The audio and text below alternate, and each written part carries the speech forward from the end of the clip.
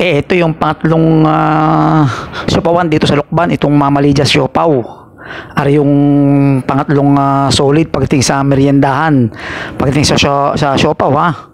Dahil nga marami-rami din nang nagtitinda dito ng siopaw pero tagang tatlo lang ang pinupuntahan ko. Aring kay Mayras, kay Bunsuran, tsaka aring kay Mama Lydia's.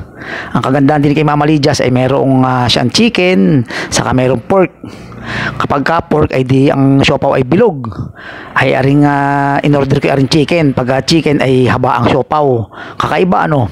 Ngayon ko lang nakakita ng siopaw na haba, ay in-order ko aring chicken bola-bola, halagang 30 pesos. Aba ay malaki din.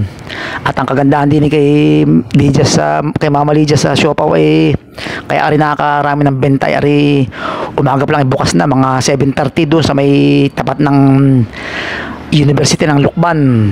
Ay di sa dami ng estudyante ay nakakarami na siya ng benta. Ay ganoon naman daw ay di ba kasabihan nga ay daig ng maaga pang masipag. Ay yung Mayras ay tanghali pa nagbubukas, mga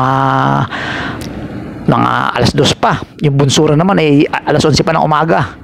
O ay di pag kayo nagutom ay di punta kayo din kay Mama Lydia's. Pero kung din sa bayan kumain, hindi dito sa tapat ng school, ay ari solid din naman ari meriendahan. Pero syempre iba pa rin yung nauna ay yung kay Mayra Siopaw, yun ang tagang solid. Pero lahat na ari tatlong siopawan na ari solid din. Pero syempre sa tatlo ay merong nangingibabaw pagdating sa lasa. Pero sa presyo pare-pare sila. Pero pag ang gusto mo healthy ay di ka kay Mama Lydia's. Para chicken na siopaw ang mga order mo ay ang sauce na rin ay masarap din. Ari ka din mag-unli sauce. Lahat naman ng siopawan din ni unli sauce naman.